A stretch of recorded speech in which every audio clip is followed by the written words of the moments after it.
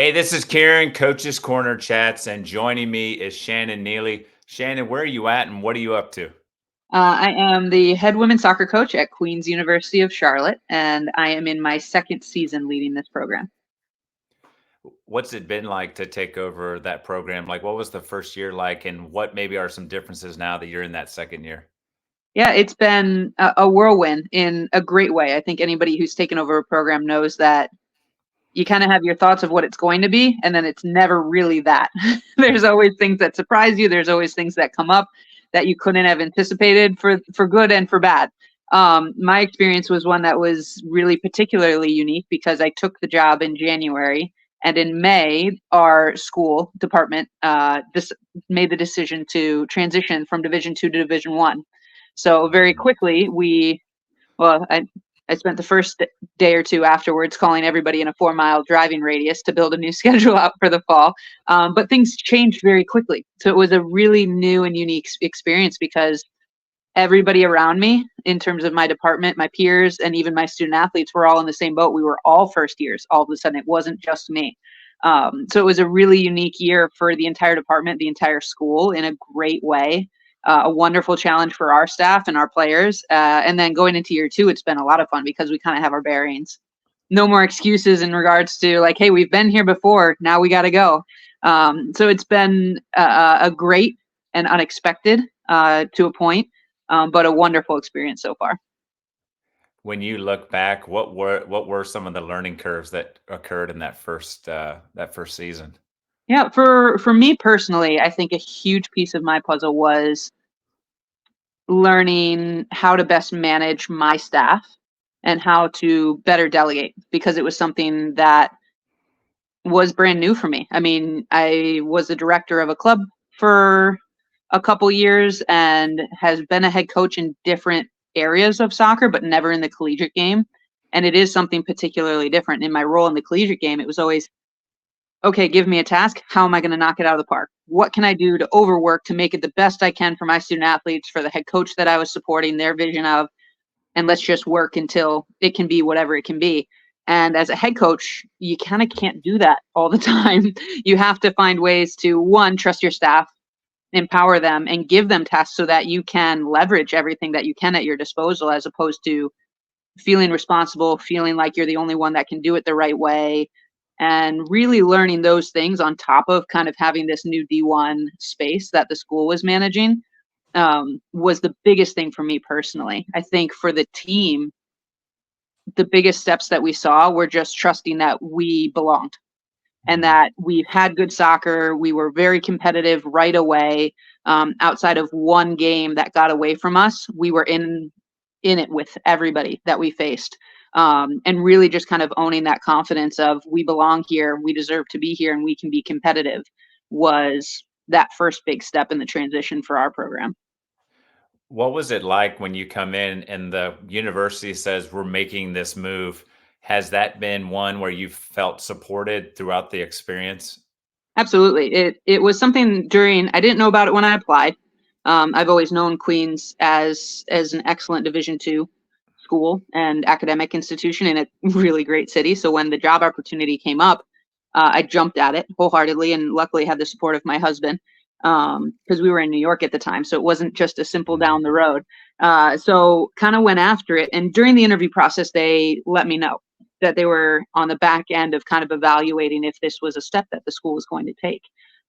Excuse me. And it was one of those things that, reflecting and after having some conversations with the AD, I think my background, having spent time at Division 2 and Division 1, was one of the reasons that I advanced in the search initially. Because if they stayed in Division 2, they knew that I had been there and that I had my bearings and successes at that division. But I'd also experienced successes and had a good background at the Division 1 level as a player and a coach. So no matter where they fell, I was a candidate that they felt like kind of had my feet under me no matter what happened. You just mentioned playing at the Division 1 level. When did Shannon start the whole experience of soccer? Was this a youth thing or did you start late? What was your kind of experience growing up? No, it was early. I'm the third of four children, and we were a Mm. sports family. So I had two older brothers that played. And I always say, like, we played anything that you could keep score at, whether it was organized or in the backyard. Like, we found a way to make something competitive. And my mom was just telling me a story earlier this week about, like, she told me she knew that I was going to be like a successful athlete in some sport, because I was 5 years old and crying when I was losing at, Mm. little kids basketball games. I was so upset and distraught when I would lose a game. She's like, she's somebody that's going to do okay in this world. um, so outside of following my brothers, and both my parents played sports their whole lives, and their siblings, like, it was just something in our house that had such a positive influence on how we grew up and how we learned. My parents really believed in what that kind of structure did. My mom played tennis and basketball in college, and she coached herself. My dad coached everything under the sun that we could play, as well as playing football and baseball in his youth. So it was always just kind of a part of our family. I kind of fell into soccer and basketball as my two primaries. And for a long time, especially when I was living in the suburbs of Chicago, I was a kid that grew up with the 90s Bulls. Like, Mm. thought basketball was going to be the way that I went, and it just wasn't in the cards. It wasn't the right fit, some injuries, some different circumstances. And then I found a great opportunity within soccer collegiately, because of academics, the right fit school, all those different things, and really fell in love with the sport in my college years. Like, I always liked it. It was fun to play. I was pretty good at it. So there's always that positive feedback that you take in. But I didn't really truly love the sport until I was in my college years. What was it about that college experience? Because now you're on the flip side and you're that coach that wants to create that for your players and for your staff. What was it about it that you're like, oh, this is something I could be passionate about? Well, and isn't that the funny thing too? Because even in my college years, as much as I found love for the sport, I never intended to coach. I found it much Mm. later. I went through quite an experience to get an industrial design degree, which at Ohio State, which is a huge university, it's a very small major. So I had a lot of different, it's like a lot of people talk about nursing. Like, nursing is a really hard major to do Mhm. as a student. It was kind of like that. I went through some academic woes and adjusting, delaying my program for a year. Like, I always joke that I academically redshirted for a year and all these things. So I kind of went through some hell to get two different academic degrees because of circumstance. Um, Started working in graphic design, found like my local high school needed a coach, started coaching with them, and then kind of was like, oh wow, I kind of like this. I'm waiting for that part of my day. Maybe I should try to do that full time, and then use my art and design background, as a secondary support, as secondary income, whatever it is. It's like that second part of my world. So I kind of flipped it on its head, and then started to pursue coaching. During my playing years, I think I just really, it was the first time that I was fully committed to that one sport, Mm. where I think a lot of youth that play multiple sports, there's that big debate, right? Should you specialize or should you play a lot of sports? I'm more of the latter, always a believer that everybody's is specific to them as an individual, but more so play anything that you can, as long as you're taking lessons and you're having fun for it. Um, but I grew up playing a little bit of everything. So college was the first time I really was just locked in on one. Started watching it more significantly in terms of leagues were getting a little bit easier to watch on TV. Not like today. Like, you Mm. still had to search for the EPL, and obviously women's leagues were never broadcast until the last few years. But started watching it more, becoming a student of the game, and just kind of found a real passion for it that didn't exist before, because you were always just rolling from one sport to the other. Um, but yeah, didn't find coaching until a year or two after I'd graduated from college, actually. When you look back at that first experience at the high school level, what kind of memories and takeaways do you have of that experience? It was great. I think I was weirdly lucky. The head coach, because I was hired on as an assistant for the varsity and JV programs, just to assist on both sides, or with both sides. And the head coach of the varsity program happened to be pregnant at the time. Hmm. So at some point, like, there was a lot that I had to kind of step into right away and take the lead on. And then at some points, she wasn't able to be there in person. So I kind of got thrown in the deep end really quickly, and had the opportunity to take the reins and really start building some relationships with the players in a way that maybe I wouldn't have if it was kind of a more normal assistant role. I was the sole coach there and the only one present for a lot of the training sessions early on in that season and different things. So I had a lot of responsibility and a lot of contact points thrust upon me that maybe I wouldn't have otherwise. And it really just kind of got under my skin. I think I really enjoyed like how immediate the help was and like how visceral the response was when you had that impact on these young girls and kind of seeing that immediacy through the sport really just stuck with me. And like I said, I didn't dislike the job that I had. I just found myself sitting at my desk going like, okay, what are we going to do at practice today? Okay, I'm excited about like when do I get to leave? Let's go, and it just kind of was one of those aha life moments of like I should try to do this the other way around and see how it goes. And then I just got very fortunate with where I landed. So I was just gonna say, so now you're starting to feel that pull to coaching. Where do you go next on that journey that you start saying, okay, maybe I'm gonna take this a little bit more serious? yeah, like I just said, I got so lucky because I have so many peers that have had difficult experiences and some that don't even coach anymore because of the challenges that they had trying to get into the field, especially for young female coaches. It can be Mhm. such a make or break your mentors and who you initially get to work with. And I think that's one of the unique things in the college space because there are only three of you. It's kind of you and two other coaches, and that's your world. You spend more time with those two people than Mhm. really even now my spouse, family, anybody. So it's like if you have great people that you're working for, it can mean everything. And I got very fortunate. I kind of did a search, and I landed at Grand Valley State University for my first job with David Diani, who I know Mhm. legend, right? And Yes.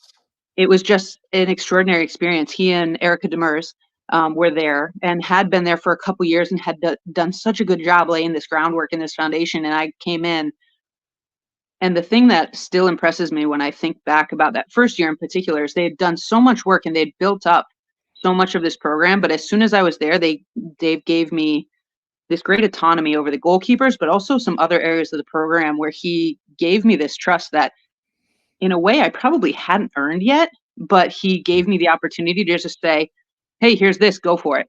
And it was just such a fantastic learning space for me, not just experiencing those two coaches and how incredible they were, but also how he managed and how he set up his people. He really is a master of kind of leveraging people and giving them space, building relationships so you feel supported.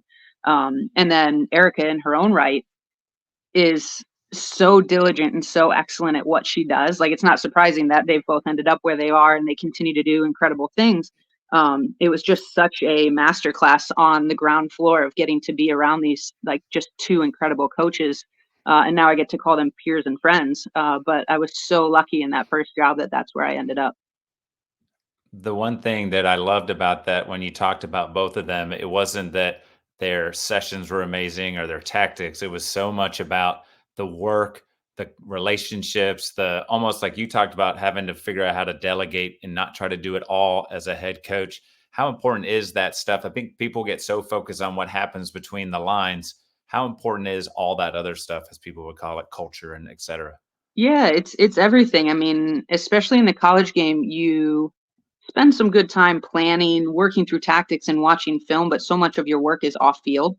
So how you implement and teach is really important to the product that's on the field. But I think that there's a coach that spoke and talked about how in the college game, if you add up all of the games in the fall, like all the time you played your entire fall season, you went to the NCAA finals, you add up all the tournament games, it's almost 2 days of your year of time.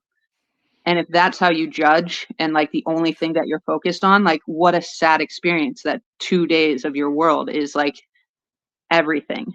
So when you think about how you're treating people, how you're setting up your environment, how it's supporting them as students and as people, that's everything. I mean, the soccer is the catalyst. It's why you're here. You love the game. It's a lot of fun to teach, but the lessons connected to the game, I mean, you could teach the same lessons through basketball. You know what I mean? Like, I Mhm. mean, it could be any sport, but what we do and why we do it for the people, that's really the biggest piece of it. And when I think of my staff, I've always wanted to, well, I shouldn't say I've always wanted to.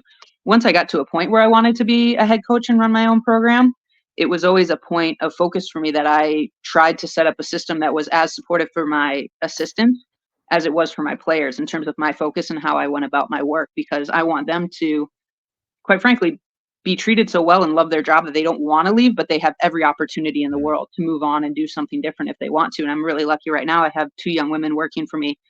One that's just getting started, has a plethora of experience, but is like just getting rolling. And it's really cool to see her find her feet and like do these great things. And she is just all in. And the other has a ton of experience in the youth game and is finding kind of the differences and figuring out what the college game is like compared to what her experience has been. And she wants to run her own program. So it's been really fun for me to, one, remember being in their shoes so Mhm. that I keep that perspective because it's really easy to lose track of, but also continually taking that step back and saying, okay, how do I push them? How do I challenge them? Also, how do I support them? Because it's just a hard thing to coach in the college world, let alone being an assistant in this space. It's not an easy life. You're not paid well. So you're grinding it out for a love of something, and then you're generally supplementing. Both of them are taking grad courses right now, so it's not an easy life they're living. So a big piece of my goal is not just taking care of my players, but it's also hopefully trying to take care of them and support them in their aspirations as well. So when it comes to Grand Valley State with a great history, solid program, and just like those two amazing coaches, and even more since then, how long are you there? And then what's the impetus to maybe move on?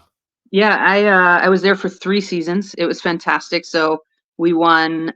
We went to three finals, won three conference titles, went to three NCAA finals, won two of them. So my very last game with Grand Valley, we lost, which I'm still mildly bitter about. It's been, a good it's been a good decade, but it still bothers me.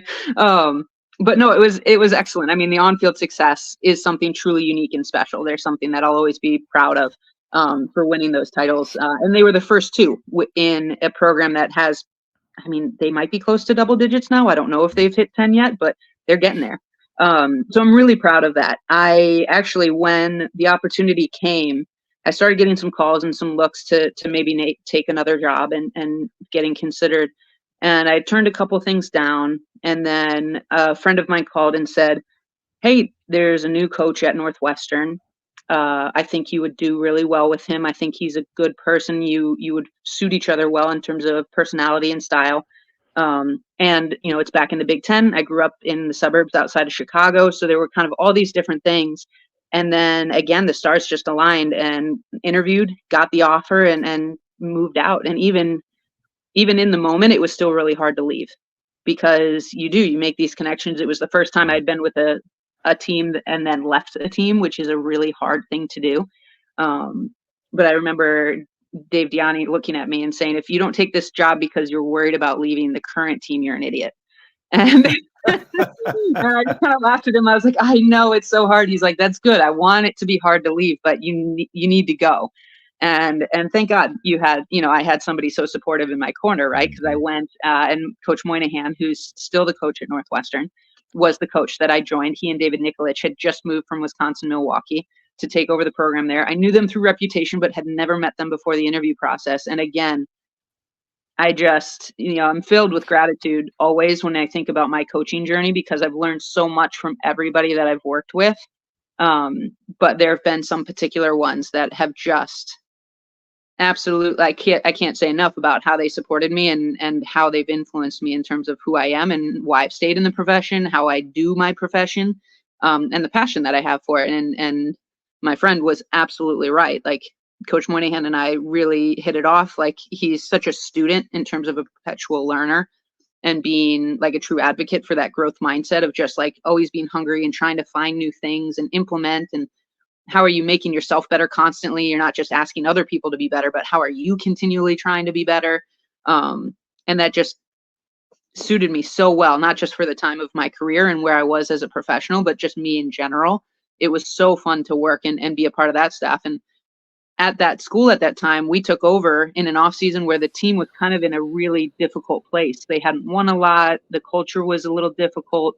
So it was a whole new experience as opposed to stepping into Grand Valley where they were kind of already rolling, and I got to be a part of the icing Mhm. on top of the cake. We had to build from the ground up at Northwestern. We really, I mean, I was there for 5 years and we took a team that was in the bottom of the Big Ten and ended up winning a Big Ten championship my fifth year with the program, making the NCAA the last 2 seasons I was there, making the Big Ten tournament the last 3 seasons that we were there. Like, again, so much to be proud of and learned so much. And I think everywhere I've been, there have been really cool things like firsts that I've gotten to be a part of, even as a player. First, as silly as it sounds, first high school state title at my high school, first Big Ten title for Ohio State while I was there, first national championship at Grand Valley, first Big Ten title for Northwestern. But the overarching thing from one spot to the next was always like, it was done while they took care of people. So everywhere I was, it was being reaffirmed that you can win while doing it the right way.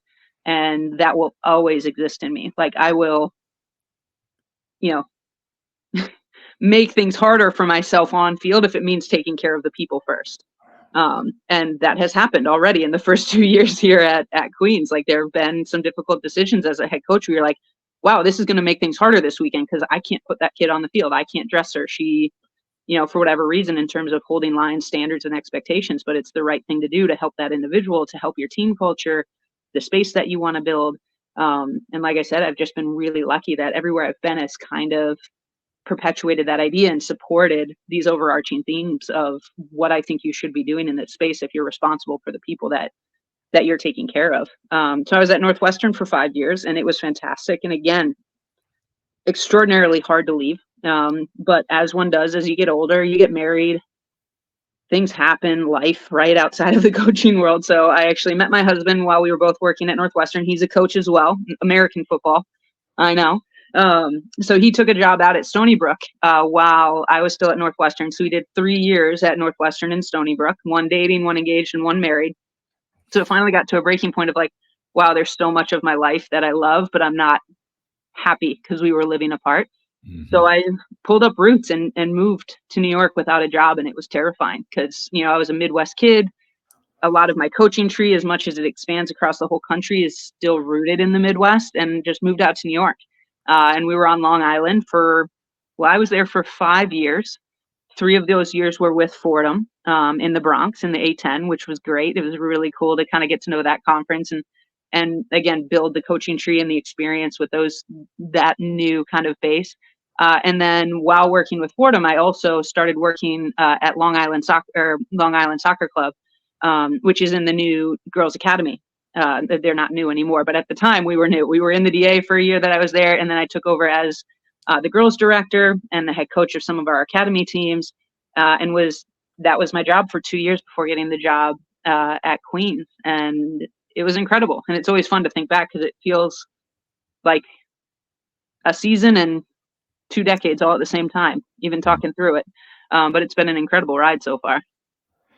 You mentioned earlier when you were at Grand Valley State and your friend reaching out and saying, "Hey, I think this is a perfect spot for you." How amazing is that there's others that were looking out for you to say, "Hey, I think this is a great fit for you," and knew you well enough and the coaching staff that you were going to?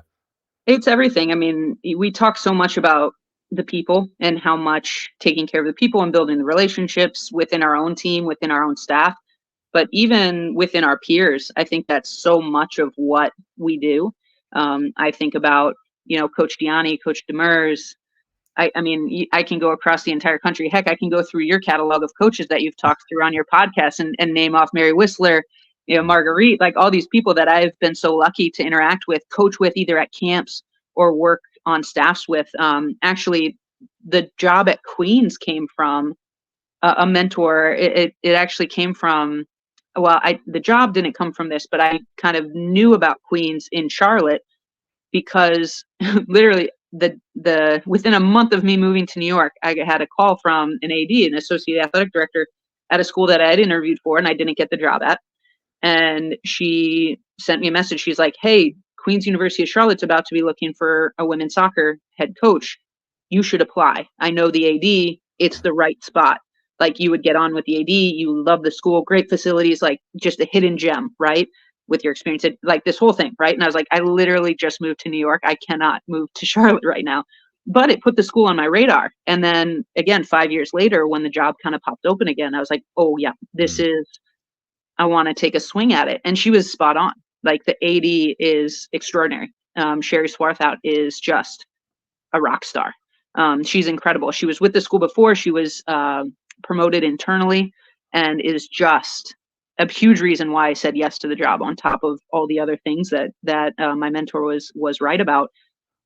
she's incredible. But those people, I mean, it's fun to go to recruiting events because you get to sit on the sidelines. It's great to go to the convention because you're literally walking down the hallway and you're like, oh, holy crap, I didn't even think about calling you, but there you are. And hey, let's go grab one. Like it really is part of the fun of the coaching world, is building those networks and those connections, and hopefully you do right by people. And when things come up, your name comes to their head and you're promoted in a positive way if you're doing things the right way, and it creates other opportunities. And I was talking with my staff the other day because I got a phone call from somebody, and they're like, who's that? And I told them, they're like, how do you know that person? I was like, I'll be honest with you, it blows my mind that they are somebody that I know. But it's just like, you do good work and you treat people well. I think that goes a long way and it sticks with others.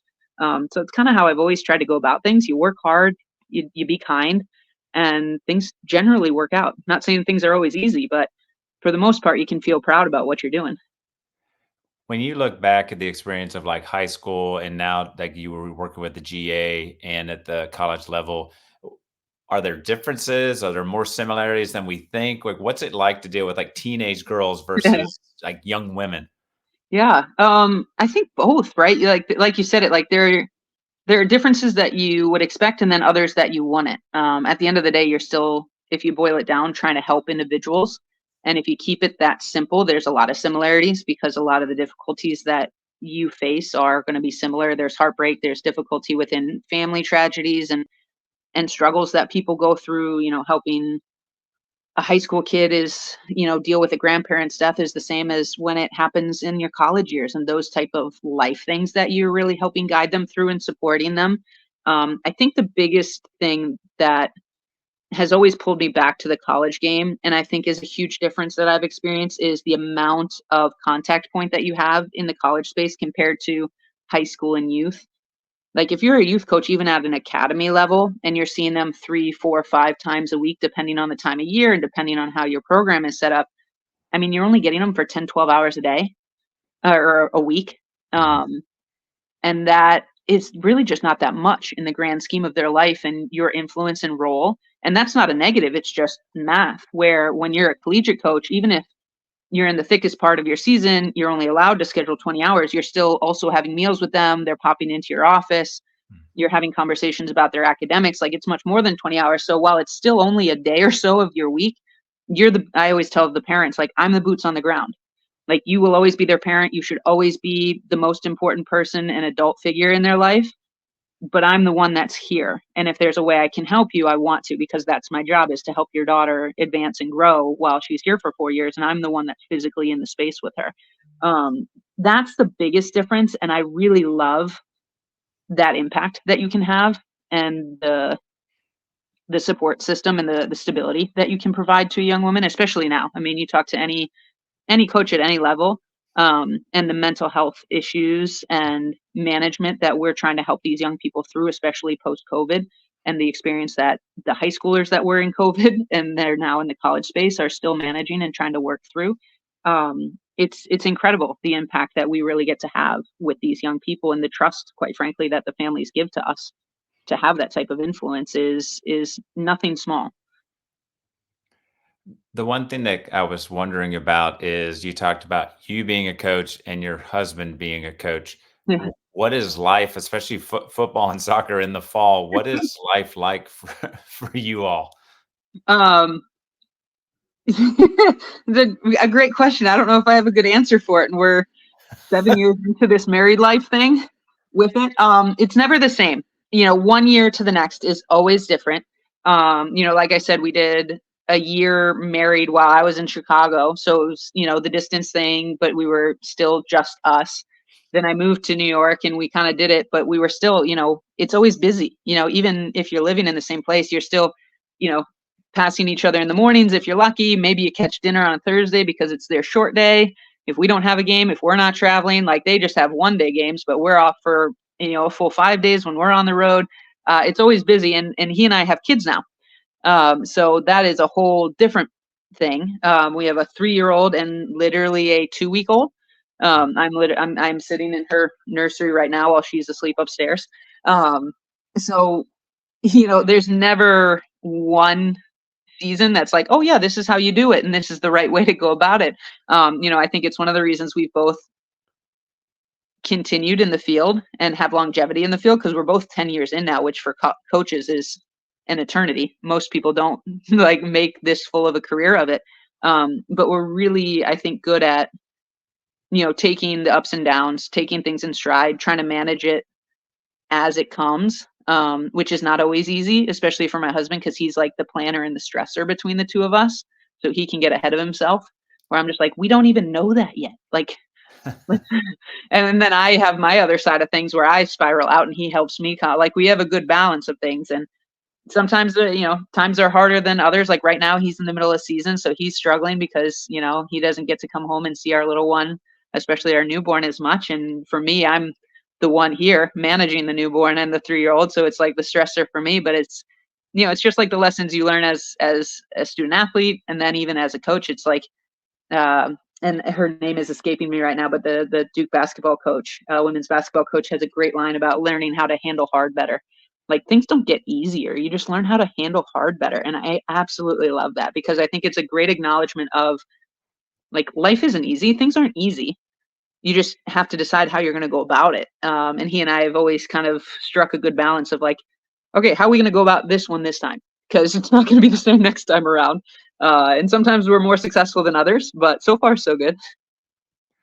Are there times where you rely on each other, maybe from a coaching standpoint, where do you ever look for support in terms of like, hey, I've got this scenario. How would you all, like your staff, go about taking care of this? Absolutely. Well, it's like we talked about earlier in the conversation, like, so much of what we do, especially as college coaches, is transferable from one sport to the next. When you're managing young people, it's like, I have this player who is in this situation academically. What do you think? Or like, hey, this is what I'm thinking about how I'm going to handle this. Like, let me bounce it off of you. And then, and sometimes it's like, yeah, I think you're right. And other times it's, have you considered this? Or could you approach them this way? Could you say it this way? Could you use this language instead of that? Could you whatever? And then there are also times where we look at each other and say, I don't need coach right now. I need husband, or Mm. I need wife. And that's definitely something we've learned over the years, because as coaches, we're such problem solvers. So like early on, it's like when somebody had to come home and vent a little bit, it's like, well, I've had this experience and you could I don't need that right now. I don't need that. I just need somebody to listen. I'm going to be okay. I need a little vent spot. So that's been a fun learning curve for us to figure out, being able to like say, this is what I need right now. But yeah, it's really incredible, because there are so many differences between our two sports, in terms of, they have a staff of like a dozen people or something crazy like that. We're just three. Their sport has so many stoppages compared to ours. We've had hilarious conversations about like the realities of what the two different sports are and what it is. But ultimately, I think there are so many different ways that we do get to support each other, because we understand the uniqueness of our fields and the jobs that sometimes you don't get with someone else. Now it creates unique problems, like you said, the chaos and the travel and the timing. I heard somebody say once, like, if you're a coach, you should try to marry a teacher or a nurse. And I was just like, yeah, I missed that one. Apparently, I didn't listen early on in my career. So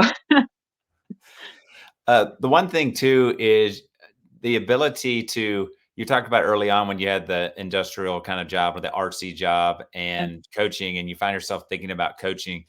What does Shannon do to maybe get away from? Is there a time where you just are able to turn it off, or is soccer something that's always milling around in your head? I think maybe a little bit of both, because I've always thought one of, to put it in a silly way, like I talk to my players, like, what's your superpower, right? Like, one of my superpowers is my ability to correlate information across topics, or to pull ideas and lessons from one thing to the next. So there are great things. Like, I still love doing arts and crafts. I learned um, I can't think of the name of the craft, but in Ted Lasso, and then in a coaching course that I did, there's this great um, art craft of putting broken pottery back together with like a gold bonding, kintsugi or something along those lines. And I learned how to do that this year, because why not? I don't know. It was just something to learn how to do, and it intrigued me. Like, I painted my my daughter's room. Like, so some of those arts and crafts do exist, and even just like the branding work and the like sometimes I'll do some digital stuff that ends up on our social media. So those outlets do exist for me, and they are a lot of fun. Right now TV is my jam because I have an infant, so it's like when you don't have your hands to do things, you just like find a TV show to roll through because they can't watch it anyway. Um, but those things exist. But I think, to the second part of your question, the soccer never goes away because you can take lessons from so many of those things that end up serving you as a coach, whether it be something on field or something off field. I can tell you that it wasn't why I learned how to do the pottery that I referenced, but I made one for one of my players who was starting this new non for profit, and I wanted to like give her a gift as she like had her big kickoff meeting, and it just fit because she's been through so much of her life in her life, and one of the things that this art form reflects is like making something beautiful of the cracks and the broken pieces of us, like holding yourself together and highlighting these struggles and the difficulties that you've been through instead of trying to hide them. So it's like, oh yeah, this is like the perfect thing to give her in this night, and representing like all that she's been through and how it's brought her to this place. So like my ability to correlate those lessons and ideas, like I love reading fiction, um which is something that Coach Moynihan and I have talked about a lot because he's an insatiable reader. Like he reads more than anybody I've ever met. But he's a big nonfiction guy. So it's like, I'm like, yeah, but like, have you read this book? It's really cool. Like, and it's a sci-fi book, but it's like all about like leadership and like all these different things. And um, I just think there's so many things that you can learn from one place if you're good at connecting those lines, that maybe it just is a way to connect. Like I have a lot of nursing majors on my team, and some of them love Grey's Anatomy. That show came out when I was in college. Hmm. Like that's nuts, right? But it's like even just that social like conversation, like you can have that piece of the puzzle, and the more eclectic you can be, I think there's a great way for you to bring that into your coaching space and just how you connect with your people. Everybody's so different. You mentioned taking lessons from have you always been, even as growing up, a person that kind of did a big picture look at things and say, what can I take from this experience, even as you were growing up through your teenage years and into college? I think so. I think when I was younger, I was always hyper aware of learning through observation, more so than maybe the big picture ideas that I referenced here, and kind of how you framed the question. Like I remember being in the back seat and listening to my dad talk to my brothers, and like retaining and remembering those conversations, which still feels bizarre to me because it's like I was a little kid. Why did I remember the conversation he had with my older brother? But like, and it was about driving safely in the city, like silly things like that, where things that weren't being directly taught to me were still things that I was retaining and learning very early on, that you could take in a lot and learn a lot if you just paid attention to stuff that was going on around you. So I think that's a like was probably the biggest starting point in terms of my recognition of some of that, like how I took in information and how I was learning stuff. And then as I got into my high school and college years, kind of making those connections, and also just kind of constantly hearing, oh, you play sports and you do art. Like for some reason, people thought that was really weird. Like the and right, like people like to put you in one box and say, oh, you're this athlete, or oh, you do that. Like I was always, for whatever reason, like people just were flabbergasted, I guess, that there were like multifacets to my passions, and something I took pride in. But I think it really correlated to like, yeah, I do this and it makes me a better soccer player, or like my ability and my love for basketball like pulls into my art, like all these different things. Like there was always a lot of overlap in the things that I was doing. Um, from an early time on. And I think that's continued in my coaching style and how I go about things. At the beginning, you talked about dad coaching throughout all the sports and all that type of thing, and mom knowing that you're going to be some type of athlete in something. What's it been like to see them watch you transition and become the impactful coach that you are right now? It's a lot of fun for me, especially now that I have kids. Like it's a fun transition space to be in. Like even like hearing some stories that I had never heard before, because they come up as you have your own kids and they're like, oh, I remember this, that, or the other about you. There is something really fun when they can come to games and they have this passion and this this fanfare for your new school that, like, I mean, my parents will tell you they didn't know anything. They had never even heard of Queens of Charlotte until I was like, yeah, I'm applying for this job. And they're like, we know Charlotte. What are you talking about right now? Like, what is this school? And then they come down and they're like, this place is different. Like they felt the same thing that I did. And they know my players and like, in terms of like, hey, when is Six going to score this weekend? She's been so close. And, and then she finally does. And, they send you the text and they're so excited. They're like, we called it. We knew she was that close. So there's, my dad likes to talk about when I got the job, so Queens of Charlotte had this line. They were the hidden gem of Charlotte. Like that was their like kind of unofficial Mhm. motto in Division Two. They were this hidden gem. And in the transition, our President Lugo, his big thing, he's like, we don't want to be hidden anymore. We want people to see how special and like see the excellence. It's honestly one of the reasons I reached out to you because they're trying to promote, they're trying to like put the name in front of people. So I'm like, okay, how do I do that? I put myself in front of people with the Queen's name on me. Like, hey, this is who we are. This is what we're doing. This is really cool. But my dad, he buys this hat and it's got the Rex logo on it. And it's probably on one of your scarves I see behind you, right? And Yes. it's awesome. It's this great lion's head with this crown. Like it's really unique, but it's kind of really traditional. I think it's a great logo. But he buys this hat that just has the logo. It doesn't say Queens on it, right? And he's like, I'll tell you what, the first like 6 months, everybody would come up to me and be like, that's a good looking hat. What is that hat? And he's just like, oh, it's Queens of Charlotte. My daughter is the head coach there. And he's like, I love it. I love, because he's a people person as well. So it's like he'll sit at a bar and talk to anybody that wants to talk to him, right? And he's like, but now Shannon, people come up to me and like, Queens, why do you know Queens? And he's like, now they know Queen. And he's just like over the moon to be like this catalyst or this person that's in Central Ohio, like promoting the Queens brand. And all because I'm just coaching here. There's no other reason for it. So that piece of it is really fun to see that fanfare and just that continued support because they've always been incredible about how they supported me and my siblings. But I think especially because of my continuation in athletics, there's this like fun fandom that they get to carry on. You talked about trying to make Queens not a hidden gem, but one that people know of. What are expectations for the Queens women's soccer program? Are we just continuing looking for success? Do we start thinking, bigger things, conference championships? Like Yeah. what is the next levels that we kind of look at? Or are we trying to be not too crazy, but have some expectations? Yeah, I mean, I think it always depends on who you ask. Even last year, we finished ninth of 14 teams in conference. Going into the season, of course, we were picked to finish dead last because why wouldn't you? We were the new guys. Um, but we were one result away from making postseason play even in that first year. And if you looked at anybody outside of their team, they probably, well, not probably. Everybody did. I've spent the last off season with people going, "Wow, like what a great starting season you guys had in Division 1," and kind of biting my tongue and saying, "Yeah, thanks. I appreciate that."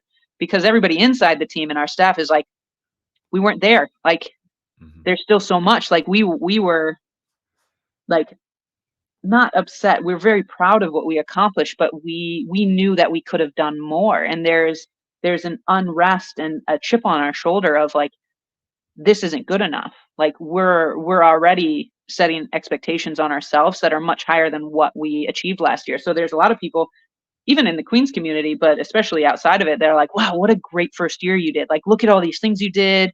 You were so good in conference. You were competitive with everybody you played against, except for Tennessee. Tennessee whooped our butt. But that's kind of, I mean, it's Hmm. Tennessee. It's kind of, Taylor Huff took us for a ride. Um, but, everybody else is like, wow, this is great. And yeah, you're proud of those things. But I think there's, those that continue to improve. And I think why we've taken steps forward already, even just in this second season, is because we weren't happy with what we achieved. We were proud of it, but we're like, no, no, no, this year, like we're making postseason play. And, when we're in a good place, we're not like flying yet, but I think we're doing a good job and we're on the inside right now with 5 games left in conference play. So we're in a good place in terms of points, but we still have a lot of work to do.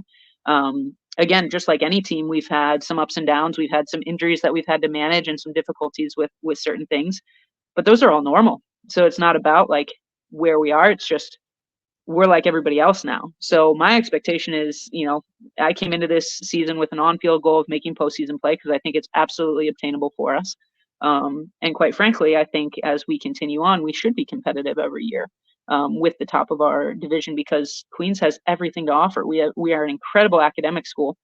We're a top 10 business school for small private institutions in the country. Our nursing program is one of the top in the region. Our sports management program, because of our uh, professors, but also because of our proximity with all the Charlotte-based Mhm. professional teams and the mentorships and the internships that we have. I mean, we are I mean, I'm clearly biased, but, like, we have a little bit of everything. Unless you want a big football school, we do not have that. So I will say, if you want a big football school, we're not the place for you, but we do have the Panthers down the road, which, again, might be a selling or a breaking point depending on who you're talking to. Um, but we have a little bit of everything, and Charlotte is just such an incredible city. So it's like you got the location, you got a great conference in the ASUN in terms of the competitive level, going up against the Kennesaws, the Lipscombs, the Florida Gulf Coast. Like it's incredible, and we have so many teams that want to come through Charlotte to play us in away matches. I was just working on, as crazy it sounds, our 2025 schedule today and picking away at things like because people want to schedule home and aways. And you're just kind of like, okay, let me see if my budget can make it work. And I'm definitely coming up there. And it's just a really cool place to be in a normal time. And we're not in normal times when it comes to Queens right now. We're in extraordinary times where things are just building and flying. So, like I said, I am very aware of my bias, but I think there's something really special about being a part of what's happening at Queens generally, but right now it's something very unique. And I tell my staff all the time how lucky we are to be going through it, even when it's hard, because it's an experience that a lot of coaches don't get to go through. And it challenges you in a different way. And there are problems and different things that we have to manage and figure out that you don't get to do if you're just coaching at a school that isn't going through a transition. And it just doesn't happen to a lot of people. So it's a really cool place to be. In just about any way that you can look at it, quite frankly. Again, unless you want a big football school, because that's just not us. Shannon, this chat has been awesome, and that's a great little bow at the end of this chat. I'm going to go ahead and shut it down. This is Kieran with Coach's Corner Chats with Shannon Neely, and I'm out. Peace.